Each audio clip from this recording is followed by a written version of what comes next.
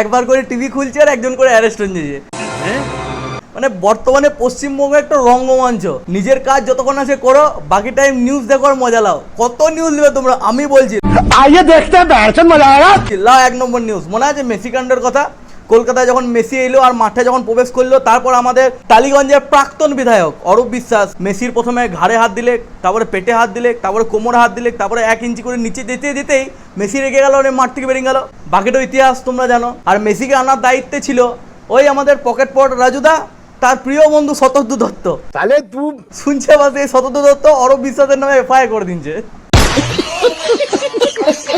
2 June মাস থেকে ইমাম ভাতা, পুরোহিত ভাতা বন্ধ করে দিচ্ছে পশ্চিমবঙ্গ সরকার। এবারে তোমাদের প্রশ্ন, তাহলে ভাতাটার পয়সাটা কি পশ্চিমবঙ্গ সরকার মেরে দিলে? না, মেরে দেয় না। ওই টাকাটা একটা ফান্ড তৈরি করা হয়েছে এবং সেই টাকা দিয়ে পরে আমাদের রাজ্যের অনেক গরিব ছাত্রছাত্রী আছে যারা পড়াশোনার ক্ষেত্রে বাধাপ্রাপ্ত হয়, অসুবিধা হয়, তাদেরকে সেই টাকা দিয়ে পরে সুবিধা প্রদান করা হবে।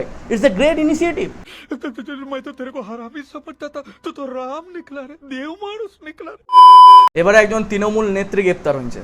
না না, তুমি যাকে ভাবছো সে লয়, তার নাম হচ্ছে মৌমিতা ভট্টাচার্য, দিনহাটার। সে খুব ভালো কাজ করতো। দিনহাটার পৌরসভার মধ্যে যে অবৈধ বিল্ডিংগুলো হয়তো সেগুলো প্ল্যানিং করতো, সেখানেও জালিয়াতি করেছে, ওই জন্য গ্রেপ্তার হয়েছে।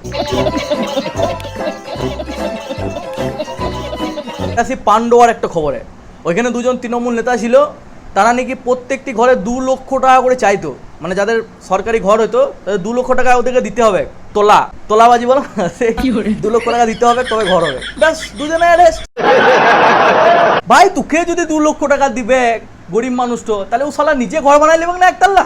কঠিন কথাবার্তা রে ভাই, চোর না টাকা কন্ট্রোল। এবারে 9 আর 10 তারিখে হয়তো ঘটনা হবে।